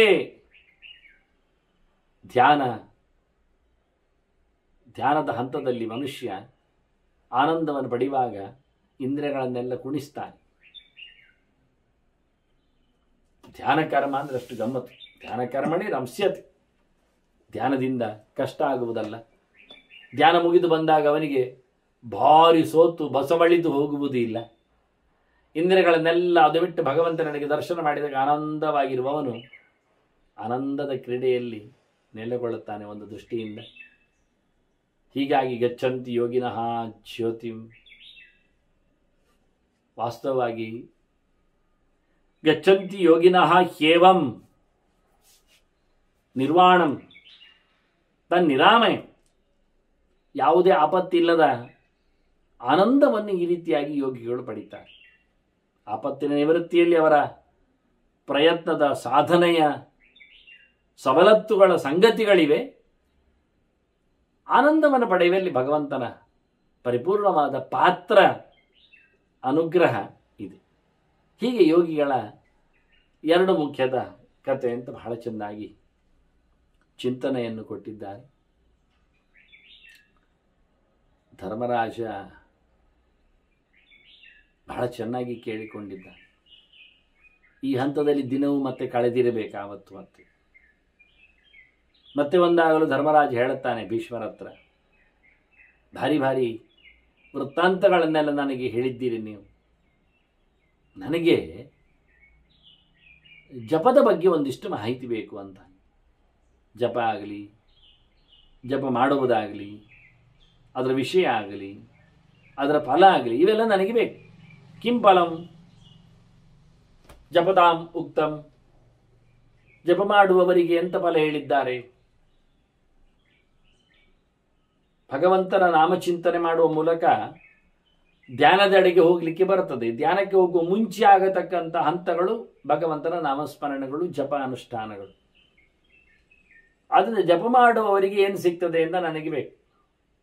ಕೊವಾತಿಷ್ಟಂತಿ ಜಾಪಕ, ಎಲ್ಲಿ ಕೂತವರಿರ್ತಾರೆ ಜಪ ಮಾಡುವವರು? ಜಪ ಮಾಡುವವರ ಪ್ಲೇಸ್ ಹೇಗೆ? ಜಪಸ್ಯದ ವಿಧಿಂ ಕೃತ್ಯಂ, ಜಪ ಮಾಡುವುದು ಹೇಗೆ? ಅದರ ವಿಧಿ ವಿಧಾನಗಳು, ವ್ಯವಸ್ಥೆಗಳು, ಪರಿಕರಗಳು ಎಲ್ಲ ನಮೂನೆ ಹೇಗಿರುತ್ತದೆ?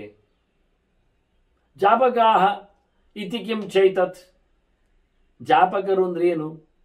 ಅವರ ರಕ್ಷಣೆ ಇರಬೇಕು. ಏನು ಮಾಡ್ತಾರೆ ಅವರು? ಹೇಗಿರ್ತಾರೆ? ಅದು ನಮ್ಮ ಜ್ಞಾನ ಪ್ರಪಂಚದಲ್ಲಿ, ಕರ್ಮ ಪ್ರಪಂಚದಲ್ಲಿ, ಈ ಭೌತಿಕ ಯೋಗಗಳಲ್ಲಿ ಸಾಂಖ್ಯ ಯೋಗ ಕ್ರಿಯಾವಿಧಿ, ಜಪದ ವಿಜ್ಞಾನ ಏನು, ಅರಿವು ಹೇಗೆ, ನಡೆಸಿಕೊಡುವ ಕ್ರಮ ಹೇಗೆ ಉಂಟು, ಕ್ರಿಯಾಕಲಾಪಗಳಲ್ಲಿ ಜಪದ ಹಂದರಗಳೇಗಿರುತ್ತವೆ, ಯೋಗಿಗಳಿಗೇನು ಜಪ, ಇವೆಲ್ಲ ನನಗೆ ಬೇಕು. ಕಿಂ ಯಜ್ಞವಿಧಿರೇತ್ಯೇ ರೇವೈಷಃ, ಕಿಂ ಯಜ್ಞವಿಧಿರೇವೈಷಃ, ಅಲ್ಲ ಇದು ಯಜ್ಞವೇಯ? ಜಪಯಜ್ಞ ಅಂತ ಕರೀತಾರಲ್ಲ, ಕೃಷ್ಣನ್ ಹೇಳಿದ್ದಾನೆ ಯಜ್ಞಾನಾನ್ ಜಪಯಜ್ಞೋಸ್ಮಿ ಅಂತ. ಇದೆಂದು ಯಜ್ಞವೇಯ? ಜಪ ಅಂದರೆ ಯಜ್ಞ ಅಂತ ಕರೀತಾರೋ ಹೇಗೆ? ಏನು ಕತೆ? ಕಿಮೇ ತದ್ದು ಜಪ್ಯ ಮುಚ್ಯತೆ, ಏನನ್ನು ಜಪ ಮಾಡಲಿಕ್ಕುಂಟು? ಜಪದ ಯೋಗ್ಯತೆ ಏನು, ವಿಷಯ ಏನು, ಹೇಗಿರ್ತದೆ? ಇವೆಲ್ಲ ನನಗಿವೆ. ಜಪ ಮಾಡ್ತಾ ಅದರ ಲಕ್ಷಣಗಳ ಎಡೆಗೆ ಪ್ರಶ್ನೆ ನನಗಿದೆ ಅಂತ ಇದಕ್ಕೆ ಭೀಷ್ಮರು ಹೇಳುತ್ತಾರೆ. ಅವರು ಯಾವತ್ತು ಇತಿಹಾಸಗಳನ್ನು ಹೆಚ್ಚು ಒತ್ತು ಕೊಡುವುದು, ಆದರೆ ಇಲ್ಲಿ ಸ್ಪಷ್ಟತೆ ಇಲ್ಲ. ಆದ್ರೆ ಹೇಳ್ತಾರೆ ಅವರು, ಯಮಸ್ಯೇತ್ ಪುರಾವೃತ್ತಂ ಕಾಲಸ್ಯ ಬ್ರಾಹ್ಮಣಸ್ಯ ಚ ಇಕ್ಷ್ವಾಕೋಶ್ಚೈವ ಮೃತ್ಯೋಶ್ಚ ವಿವಾದೇ ಧರ್ಮ ಕಾರಣಾತ್. ಈ ವಿವಾದಗಳು ಬೇಕಾದಷ್ಟು ಕಡೆಯಲ್ಲಿ ನಮಗೆ ಕಂಡು ಬರ್ತದೆ, ಇಲ್ಲ ಅಂತಲ್ಲ. ಅದನ್ನು ವಿವರಣೆಯನ್ನು ಕೊಡ್ತಾರೋ. ಒಂದು ಧರ್ಮದ ವಿಷಯದಲ್ಲಿ ಆಗಿದಂತಹ ಒಂದು ವೃತ್ತಾಂತಗಳು, ಇದು ಯಮನ ಪಟ್ಟಣದಲ್ಲಿ ಆದ ಸಂಗತಿ ಇದ್ದ ಹಾಗೆ. ಯಮನಿಗೆ ಸಂಬಂಧಪಟ್ಟ, ಯಮನಿಗೆ ಅವನ ಜೊತೆಯಲ್ಲಿ ಇಬ್ಬರು ಇದ್ದಾರೆ, ಕಾಲ ಮತ್ತು ಮೃತ್ಯು ಅಂತ. ವಾಸ್ತವವಾಗಿ ಇದು ನಿಮಗೆ ಕಲೀಲೇಬೇಕಿದ್ರೆ ಯಮನಿಗೆ ದೀಪ ಇಡುವಾಗ ಯಮದೀಪ ಅಂತ, ಹಬ್ಬದ ಹೊತ್ತಿನಲ್ಲಿ, ದೀಪಾವಳಿಯ ಹೊತ್ತಿನಲ್ಲಿ ಮೊದಲಿಗೆ ಯಮದೀಪ ಸಿಗ್ತದೆ ನಮಗೆ ಇಡ್ಲಿಕ್ಕೆ. ತ್ರಯೋದಶ್ಯ ದೀಪದಾನಾತ್ ಹೇಳಿಕೊಂಡು ಸಮಯ ಮೃತ್ಯು ಪ್ರಸೀದತು ಅಂತ ಅಲ್ಲಿ ಹೇಳುವಾಗ ಮೃತ್ಯುನ ಪಾಶದಂಡಾಭ್ಯಾಂ ಕಾಲೇನ ಶ್ಯಾಮಯ ಸಹ. ಯಮ ಯಾರೊಲ್ಲಿಗೆ ಒಟ್ಟಿಗೆಲ್ಲೇ ಇರ್ತಾನೆ ಕೇಳಿದರೆ ಅವನ ಹೆಂಡತಿ ಶ್ಯಾಮಲೆ ಅಂತ. ಅವನು ಬೇಕು ನಮಗೆ. ಆದ್ದರಿಂದ ಯಮ ಸೂರ್ಯ ಮಗ, ಅವನಿಗೆ ಹೆಂಡತಿ ಶ್ಯಾಮ. ಇವ ಯಮ, ಅವಳು ಶ್ಯಾಮ, ಶ್ಯಾಮಲೆ. ಇವನಿಗೆ ಎರಡು ಆಯುಧ ಕೈಯಲ್ಲಿ, ಪಾಶ ಮತ್ತು ದಂಡ. ಪಾಪಿಗಳನ್ನು ಎಳ್ಕೊಂಡು ಹೋಗಲಿಕ್ಕೆ ಬರಲಿಕ್ಕೆ ಹೇಳೋದಿಲ್ಲ, ಹೊಡಿಲಿಕ್ಕೆ ಕೋಲು. ಕೋಲಿನಲ್ಲಿ ಎಲ್ಲ ಬಗ್ತಾವೆ. ಪ್ರಾಣಿಗಳನ್ನು ಎಳ್ಕೊಂಡು ಹೋಗೋದಿಲ್ವಾ ಹಗ್ಗ ಕಟ್ಟಿ? ಬಾರದಿದ್ದರೆ ಬಾರಿಸುವುದಿಲ್ವಾ? ಅದಕ್ಕೆ ಇವನ ಕೈಯಲ್ಲಿ ಪಾಶ ಮತ್ತು ದಂಡ. ಮತ್ತು ಇಬ್ಬರು ಅವನಿಗೆ ಒಳ್ಳೆ ಕೆಲಸದವರು, ಕಾಲ ಮತ್ತು ಮೃತ್ಯು ಅಂತ. ಅವರಿಬ್ಬರು ಅಸಿಸ್ಟೆಂಟ್ಗಳಿದ್ದಾರೆ. ಹಾಗಾಗಿ ಇವರಿಬ್ಬರನ್ನು, ಮೃತ್ಯು ಮರಣದ ದೇವತೆ, ಕಾಲ ಟೈಮರ್, ಸಮಯ, ಇಂಥ ದಿನ ಅವನು ಹೋಗಲಿಕ್ಕೆ ಉಂಟು ಅಂತ ಕಾಲವನು, ರಿಜಿಸ್ಟ್ರಿ ಅವ. ಹಾಗೆ ಕಾಲ ಮೃತ್ಯು ಯಮ ಇವರಲ್ಲಿ ಒಂದು ನಡೆದ ಘಟನೆ. ಅಲ್ಲಿ ಬ್ರಾಹ್ಮಣನೂ ಸೇರಿದ್ದಾರೆ, ರಾಜನೂ ಒಬ್ಬ ಇದ್ದಾನೆ. ಇವರಲ್ಲಿ ಆಗಿರತಕ್ಕ ಚಿಂತನೆಯನ್ನು ಹೇಳ್ತೇನೆ ಅಂತ ರಾಜರಿಗೆ ಹೇಳತಕ್ಕ ಮಾತು ಕೇಳುವ ಹಾಗೆ ಬರ್ತದೆ ಇಲ್ಲಿ ಮಾತುಕತೆಯಲ್ಲಿ. ಮತ್ತೆ ಯಾರು ಇಲ್ಲಿ ಕಾಣುವುದಿಲ್ಲ ಒಂದು ದೃಷ್ಟಿಯಿಂದ. ಒಂದು ಇತಿಹಾಸ ಇದು ನಡೆದಿದೆ ಮಾತುಕತೆಗೆ ಅಂತ ಹೇಳುವುದು ಭೀಷ್ಮರು ನಮಗೆ ಉಲ್ಲೇಖ ಮಾಡ್ತಾ ಭೀಷ್ಮರೇ ಮಾತುಗಳನ್ನು ಮುಂದುವರಿಸ್ತಾರೆ, ಅವರು ಹೇಳಿದ ಮಾತುಗಳು ಅಂತ. ಮುಖ್ಯವಾಗಿ ಜಪಕ್ಕೆ ಬೇಕಾದ್ದು ಸನ್ಯಾಸೈವ ವೇದಾಂತೆ ವರ್ತದೆ ಜಪನಂ ಪ್ರತಿ. ವೇದಾಂತ ಮಾರ್ಗದಲ್ಲಿ, ಅಧ್ಯಾತ್ಮದ ದಾರಿಯಲ್ಲಿ ವಿಶೇಷವಾಗಿ ಜಪ ಮಾಡಲಿಕ್ಕೆ ಅಂದರೆ ಸನ್ಯಾಸವೇ ಮುಖ್ಯವಾದದ್ದು. ಎಲ್ಲವನ್ನು ಬಿಟ್ಟಿರಬೇಕೆನ್ನುವುದೇ ಮುಖ್ಯ. ಎಲ್ಲವನ್ನೇ ಬಿಡದೆ ಜಪ ಮಾಡಲಿಕ್ಕೆ ಬರ್ತದಾ? ನಾನು ಇನ್ನೊಮ್ಮೆ ಒಂದು ಮಾತು ಕೊಟ್ಟಿದ್ದೆ ಕರ್ಮ ಸಮೀಕ್ಷೆಯಲ್ಲಿ ಬರೆದಾಗ. ನಾವು ಊಟ ಮಾಡಲಿಕ್ಕೆ ಓಡುತ್ತೇವೆ, ಸುಮಾರು ತೊಂದರೆಗಳಿದ್ದರೂ ಅದನ್ನು ಬಿಟ್ಟು ಓಡುತ್ತೇವೆ, ಹೇಳುತ್ತೇವೆ, ಎಲ್ಲ ಅರ್ಧದಲ್ಲಿ ನಿಲ್ಲಿಸ್ತೇವೆ. ಪಾಠ ಆಗಲಿ, ಪಟ್ಟಾಂಗವೇ ಆಗಲಿ, ಏನೇ ಆಗಲಿ, ಪೇಟೆ ಆಗಲಿ, ಶತಂ ವಿಹಾಯ ಭೋಕ್ತವ್ಯಂ ಹೇಳಿಕೊಂಡು 100 ಬಿಟ್ಟಾದರೂ ಊಟ ಮಾಡಬೇಕು ಅಂತ. 100 ಬಿಟ್ಟಾದರೂ ಅದು 100 ಬಿಟ್ಟಾದ್ರು 100 ಕೆಲಸ ಇದ್ದರೂ ಊಟದ ಕೆಲಸ ಮೊದಲಿಗೆ ಅಂತ, ಟೈಮಲ್ಲಿ ತಿನ್ನಬೇಕು ಅಂತ. ಮುಂದೆ ಯಾರು ಹೇಳುವುದಿಲ್ಲ, ಯಾಕೆ ಎಲ್ಲರೂ ಊಟದವರೇ. ಮುಂದೆ ಏನು ಕೇಳಿದ್ರು ಯಾರು ಹೇಳೂ ಇಲ್ಲ ನನಗೆ, ಎಲ್ಲ ಊಟದಲ್ಲೇ ಕೂತವರೇ, ಅದು ಆದರೆ ಇರೋದು ಅಂತಾರೆ. ನಾನು ಮುಂದೆ ಹುಡುಕಿ ನೋಡಿದಾಗ ನನಗೆ ಒಂದು ಸಿಕ್ಕಿದ್ದು ಒಂದು ಕಡೆಯಲ್ಲಿ, ಮತ್ತೆ ಅದು ಪ್ರಿಂಟ್ ಆಗಿದೆ ಇಲ್ಲೋ ನನಗೆ ಗೊತ್ತಿಲ್ಲ, ಅಮುದ್ರಿತ ನಾನು ನೋಡಿದ್ದಂದು. ಒಟ್ಟಾರೆ ನಾನು ತಾಳಬಾಲೆಯಲ್ಲಿ ಕಂಡವ, ಯಾರೋ ಹಿಂದಿನ ಪುಣ್ಯಾತ್ಮರು ಕಂಡಿದ್ದಾರೆ ಇಲ್ಲೂ ಗೊತ್ತಿಲ್ಲ, ಕಾಣದವರಿಗೋಸ್ಕರ ನಾನು ಅದನ್ನು ಪ್ರಿಂಟ್ ಮಾಡಿ ಕೊಟ್ಟಿದ್ದೇನೆ. ಶಾಸ್ತ್ರಂ ಸ್ನಾನಮಾಚರೇತಂತ ಮುಂದಿನ ತುಂಡು. 1000 ವಿಷಯವನ್ನು ಬಿಟ್ಟಾದರೂ ಸ್ನಾನವನ್ನು ಮಾಡೋದು ಟೈಮಲ್ಲಿ ಮಾಡಿಬಿಡುವಂತ. ಊಟ ಟೈಮಲ್ಲಿ ಆಗಬೇಕು ಅಂತಿಲ್ಲ, ನಡೆದ್ರೆ ಆಯ್ತು ಊಟ. ಸ್ನಾನ ಆಗಲ್ಲ, ಸ್ನಾನ ಮತ್ತೆ ಮಾಡಲಿಕ್ಕೆ ಉಪಯೋಗ ಆಗುವುದಿಲ್ಲ, ಅದು ನಮ್ಮನ್ನು ಕಾಯುವುದಿಲ್ಲ. ಆಚಾರ್ಯ ಮಧ್ವರು ಹೇಳಿದ ಹಾಗೆ ಪುರಾಣಗಳ ಪುಟಗಳಿಂದ ಗಂಗೆಯನ್ನು ಕರೆದು ತಿಳಿಸಿಕೊಟ್ಟಾಗೆ ಅರುಣೋದಯ ವೇಲಾಯ ಗಂಗಾಂಬ ಸದೃಶ ಸಂಸ್ಮೃತಂ ಅಂತ. ಅರುಣೋದಯದ ಹೊತ್ತಿನಲ್ಲಿ ನೀರಿನಲ್ಲಿ ಗಂಗೆ ಇರ್ತಾಳೆ, ಆಗ ಸ್ನಾನ ಮಾಡಲೇಬೇಕು, ತಪ್ಪಿಸಲಿಕ್ಕಿಲ್ಲ. ಕಡೆ ಮತ್ತೆ ತಡವಾದರೆ ಮುಗಿದೋಗ್ತದೆ. ಹೀಗಾಗಿ ಬೆಳಗಿನ ಸೂರ್ಯೋದಯಕ್ಕಿಂತ 2 ಗಂಟೆ ಮುಂಚಿನ ಅವಧಿ ಷಡ್ಪಂಚ ಅರುಣೋದಯ, ಪಂಚಪಂಚ ಉಷಕಾಲ ಷಡ್ಪಂಚ ಅರುಣೋದಯ ಅಂತ 2 ಗಂಟೆ ನಂತರದ ಹೊತ್ತಿನಲ್ಲಿ, ಸೂರ್ಯೋದಯಕ್ಕಿಂತ ಮೊದಲಿನ 1:15 ಗಂಟೆಯಲ್ಲಿ ಗಂಗೆಯ ಸನ್ನಿಧಾನ. ಹಾಗಾಗಿ ಸ್ನಾನದ ಹೊತ್ತು ಸಹಸ್ರಂ ಸ್ನಾನಮಾಚರೇತ್. ಮತ್ತು ಮುಂದುವರಿದಿರಬೇಕು ಅಂತ ಯೋಚನೆ ಬಂತು. ಮತ್ತು ಗೆರೆಗಳನ್ನು ಅವಲೋಕಿಸಿಕೊಂಡಾಗ, ಪರಿಗಿಸಿದಾಗ ಒಂದು ಕಂಡಿದೇನು, ಲಕ್ಷಂ ವಿಹಾಯ ಶ್ರೋತವ್ಯಂ ಅಂತ. ಊಟಕ್ಕಿಂತಲೂ ಮೀಯುವುದಕ್ಕಿಂತಲೂ ಮುಖ್ಯವಾದ ವಿಷಯ ಕೇಳಿದರೆ ದೇವರ ಬಗ್ಗೆ ಸುತ್ತಿ ಕೇಳುವುದು ಶ್ರವಣ. ಇದು ಅತ್ಯಂತ ಎತ್ತರದಲ್ಲಿರತಕ್ಕ ಮೊದಲ ಸಾಧನೆ, ಅದು ಪರಮೋಚ್ಚವಾದ ಸಾಧನೆ. ಅದು ಇಲ್ಲದಿದ್ದರೆ ಯಾವ ನಡೆಯುವುದೇ ಇಲ್ಲ. ಭಗವಂತನ ಎಚ್ಚರಕ್ಕೆ ಭಕ್ತಿಗೆ ಕಾರಣವಾದಂತಹ ನಮ್ಮ ಮಜಲುಗಳಲ್ಲಿ 9 ಹಂತಗಳಲ್ಲಿ ಇದು ಇಲ್ಲದಿದ್ದರೆ ಇನ್ಯಾವುದೂ ನಡೆಯುವುದಿಲ್ಲ. ಕೇಳಲಿಕ್ಕೆ ಮೊದಲು ಕೇಳಲಿಕ್ಕೆ ಉಂಟು, ಕೇಳದೇನು ನಡೆಯುವುದೇ ಇಲ್ಲ. ಎಲ್ಲಕ್ಕಿಂತ ಮಿಗಿಲಾದು ಶುತ್ವಾ ಧರ್ಮ ವಿಜಾನಾತಿ, ಶುತ್ವಾ ತ್ಯಜತಿ ದುರ್ಮತಿಂ, ಶುತ್ವಾ ಜ್ಞಾನಮಾಪ್ನೋತಿ, ಶುತ್ವಾ ಮೋಕ್ಷಂಚ ಗಚ್ಚತಿ. ಎಲ್ಲಕ್ಕೂ ಮುಖ್ಯವಾದದ್ದು ಶ್ರವಣ. ಅದನ್ನು 1,00,000 ಕೆಲಸಗಳಿದ್ದರೂ ಬದಿಗೆ ತಳ್ಳಿ ಮಾಡಲೇಬೇಕು ಅಂತಾರೆ. ಕೇಳುವುದು ಒಂದು ಸಿಕ್ಕಿದರೆ ಏನೆಲ್ಲ ಬಿಡ್ಲಿಕ್ಕೆ ಉಂಟು ಅನ್ನೋದಂತಾರೆ ನೋಡಿ. ಯಾರು ಹೇಳ್ತಾರ್ರಿ, ಶ್ರವಣಾಯಾಮಿ ಬಹುಬೇರೆಯೋನ ಲಭ್ಯ ಶೃಣ್ವಂತರು ಬಹವೋ ಎನ್ನ ವಿದ್ಯು. ಯಮನೇ ಹೇಳುತ್ತಾನೆ, ಕೇಳಲಿಕ್ಕೆ ಜನ ಸಿಗುವುದಿಲ್ಲ, ಹೇಳಲಿಕ್ಕೂ ವಿರಳವೇ. ಹೇಳಿದು ಕೇಳಿದು ಅರ್ಥ ಆಗಿಸಿಕೊಂಡದ್ದು ದೊಡ್ಡ ಸಂಗತಿ. ಆಶ್ಚರ್ಯವತ್ ಪಶ್ಯತಿ ಕಶ್ಚಿದೇನಂ ಆಶ್ಚರ್ಯವಚ್ಚೇನವನ್ನೇ ಶೃಣೋತಿ ಅಂತ ಹೇಳಿದ ಹಾಗೆ. ಮತ್ತು ಮುಂದುವರಿದರೆ ಕೋಟಿ ಮಿತ್ವಾರಿಂ ಸ್ಮೃತೆ ಸಾರಿಂ ಸ್ಮರೆಯುದುಂಟು. ಕೋಟಿಗಟ್ಟಲೆ ಕೆಲಸವನ್ನು ಬದಿಗೆ ತಳ್ಳಿ ಆದರೂ ದೇವರ ನೆನಪು ಮಾತ್ರ ಮಾಡಲೇಬೇಕಾದ್ದು ಅಂತ. ಹರಿಸ್ಮರಣೆಗೆ ಏನು ಅಡ್ಡಿ ಬರಲಿಕ್ಕಿಲ್ಲ. ಜಪಕ್ಕೆ ಯಾವುದು ಅಡ್ಡಿ ಬರಬಾರದು. ಜಪಕ್ಕೆ ಏನಿಲ್ಲ, ಆ ಟೈಮಲ್ಲಿ ಆ ಪರವಾಗಿ ಮಾಡುವುದೇ. ಕೋಟಿಗಟ್ಟಲೆ ಕೆಲಸಗಳನ್ನು ದೂಡಿಕೊಂಡಾದರೂ ಮಾಡಲಿಕ್ಕಿರುವಂಥದ್ದು ಜಪ ಅಂದಾಗ ಅದರ ಬೆಲೆಯನ್ನು ಏನು ಹೇಳುವುದು ಭೀಷ್ಮ. ಅದನ್ನು ಹೇಳ್ತಾರೆ, ಎಲ್ಲವನ್ನು ತೊರೆಯುವುದೇ ಸನ್ಯಾಸಯವ ವೇದಾಂತಿ. ಜಪದ ವಿಷಯದಲ್ಲಿ ಹೇಳಲಿಕ್ಕೆ ಹೋದರೆ ಸನ್ಯಾಸವೇ ಸನ್ಯಾಸ ಜಪತ್ತು. ಎಲ್ಲವನ್ನು ಬಿಟ್ಟವನಿಗೆ ಹೇಳಿಸಿದಿದು. ಎಲ್ಲಿಯೋ ಮಗುಗೂಗುತ್ತೆ ಅಂದಾಗ ಜಪ ಓಡುವುದಿಲ್ಲ. ಎಲ್ಲೋ ಕೆಲಸ ಉಂಟಾದಾಗ, ಊಟದ ಕೆಲಸ ಅಂದಾಗ ಜಪ ಆಡುವುದಿಲ್ಲ. ಯಾರ ಭೇಟಿಯೋ, ಯಾರ ವ್ಯವಸ್ಥೆಯೋ, ಯಾರ ಕಥೆಯೋ, ಯಾರಿಗಾಗಿಯೋ ಅಂದಾಗ ಎಲ್ಲಿಯೂ ಜಪ ಆಗುವುದಿಲ್ಲ. ಜಪಕ್ಕೆ ಸನ್ಯಾಸ ಎಲ್ಲ ಬಿಡು. ಯಾವ ಆಲೋಚನೆಯೋ, ಯಾರ ಕಮಿಟ್ಮೆಂಟ್ಸು, ಯಾರ ಸಂಗತಿಯೋ, ಯಾರ ಸಂಬಂಧವೂ ಇಲ್ಲದಂತಾದರೆ ಅದು ನಿಜವಾಗಿ ಜಪ.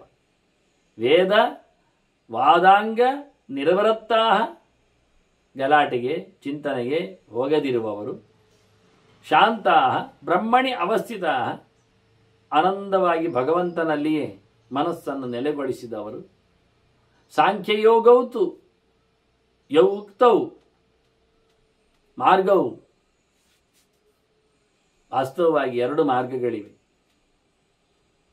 ಅವು ಎರಡೂ ಸಹ ಬೇಕೇ ಬೇಡವೆ, ಅದೆಂಥದ್ದು? ತೌ ಸಂಶಿತವು ನಚ ಸಂಶಿತವು ಅಂತಾರೆ. ಅದೆರಡು ಮಾರ್ಗಗಳು, ಸಾಂಖ್ಯ ಅಂದರೆ ಜ್ಞಾನ, ಯೋಗ ಅಂದರೆ ಕರ್ಮ, ಅರಿವು ಮತ್ತೆ ನಡೆ, ತಿಳಿದು ಮಾಡುವುದು.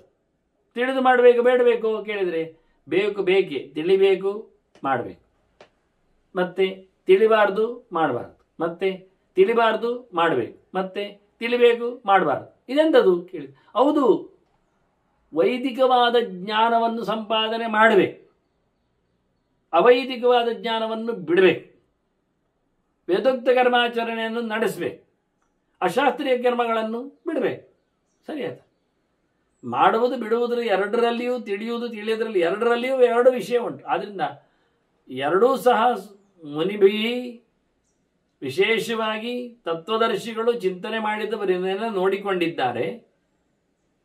ಅವರು ಎರಡೂ ಮಾರ್ಗವನ್ನು ಹೇಳ್ತಾ ಇದ್ದಾರೆ. ಸಾಂಖ್ಯಯೋಗವು ಯೌ ಉಕ್ತವು ಮುನಿಭಿಹಿ, ವಿಶೇಷವಾಗಿ ಭಗವಂತನನ್ನು ಕಂಡವರಲ್ಲಿ, ಸತ್ಯವನ್ನು ತಿಳಿದವರು ಹೇಳಿರತಕ್ಕಂಥ ಸಂಗತಿಗಳಿವು. ಸಮದರ್ಶಿಗಳವರಿದ್ದಾರೆ. ಸಮ ಅಂದರೆ ಸಮೋಹಂ ಸರ್ವಭೂತೇಶು, ಎಲ್ಲ ಕಡೆ ಇರತಕ್ಕಂಥ ದೇವರನ್ನು ಕಂಡಿದ್ದಾರೆ. ಎರಡು ಮಾರ್ಗವೂ ಹೇಳಿದ್ದಾರೆ. ಎರಡು ಮಾರ್ಗದಲ್ಲಿ ತೆರಳಬೇಕು, ಎರಡು ಮಾರ್ಗವನ್ನು ಬಿಡಲಿಕ್ಕೆ. ವೇದ ಹೇಳದ, ಶಾಸ್ತ್ರ ಹೇಳದ ಯಾವುದೇ ಮಂತ್ರಗಳ ಜಪ ಮಾಡಲಿಕ್ಕಿಲ್ಲ, ಅದರ ಬಗ್ಗೆ ತಿಳ್ಕೊಳ್ಳಿಕ್ಕಿಲ್ಲ. ಶಾಸ್ತ್ರೀಯವಾಗಿರತಕ್ಕಂಥ ಭಗವಂತನ ಬಗ್ಗೆ ತಿಳ್ಕೊಳ್ಳಿಕ್ಕುಂಟು, ಮಾಡಲಿಕ್ಕುಂಟು. ಅದರ ಮಾರ್ಗವು ತಾವುಭೌ ಅಪಿ ಏತೌ ಸಂಶಿತೌ ನಚ ಸಂಶಿತೌ ಹೇಳೋ ಮೂಲಕ ಮುಂದೆ ಭೀಷ್ಮರು ವಿಶೇಷವಾಗಿ ಜಪಕ್ಕೆ ಇರಬೇಕಾಗಿರತಕ್ಕಂಥ ಆಚಾರ ಧರ್ಮಗಳು, ಲಕ್ಷಣಗಳು, ಏನು ಮಾಡಬೇಕು, ಹೇಗಿರಬೇಕು, ಇತ್ತ ಜಪ ಮಾಡುವುದು, ಅತ್ತ ಕೊಳ್ಳೆ ಹೊಡೆಯುವುದು ಎಲ್ಲ ಆಗಿದ್ರೆ ಆಗ್ತದ.